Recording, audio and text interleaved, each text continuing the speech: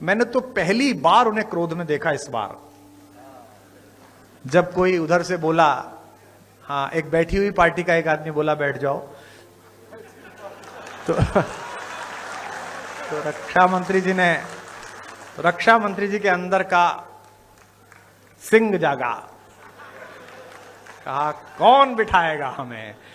यह बात नहीं है कि हमारे मुस्लिम भाइयों ने बंकिम चंद्र चटर्जी के मेटाफर्स को सही अर्थ में नहीं समझा था।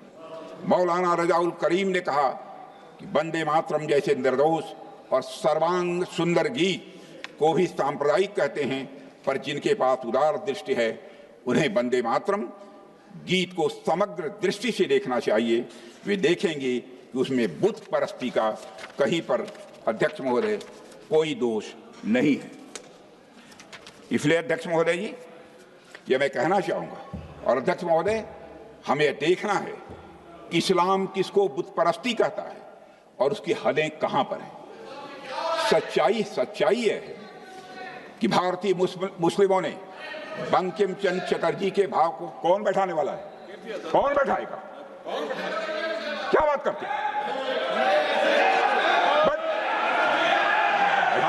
यह हिम्मत हो गई है। अध्यक्ष महोदय रोकिए। कौन बैठाएगा?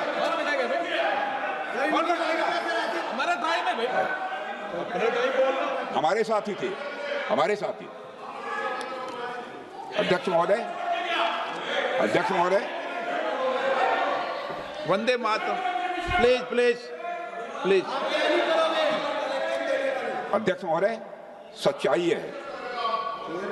अध्यक्ष महोदय, संसद में कोई चाहे जो बोले, सच बोले, सत्य से थोड़ा परे भी बोले, लेकिन शोर शराबा नहीं मचाना चाहिए।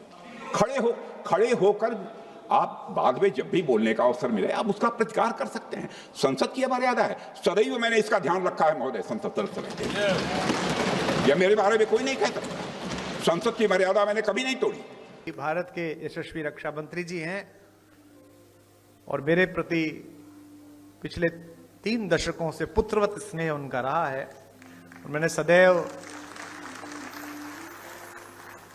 नीरज भाई को, पंकज जी को सदा ये कहा कि जितना लाड़ तुम पर है उतना ही मुझ पर है उनका सदैव। और वही अटल जी की छवि उनमें दिखती है, अभिभावक की छवि दिखती है। किसी भी दल का व्यक्ति हो, राजनेता अजात शत्रु होना चाहिए। जब आप सामने बैठे हुए व्यक्तियों को विरोधी की बजाय विपक्षी मानने लगते हैं तो संकट हो जाता है।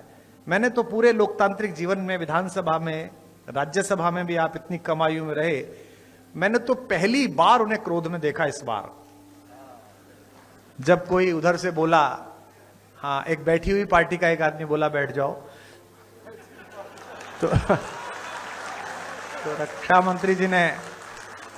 मंत्री जी के अंदर का सिंह जागा, कहा कौन बिठाएगा हमें। तो पूरा सदन तालियों से गूंज उठा, एकदम आनंद जागृत हुआ।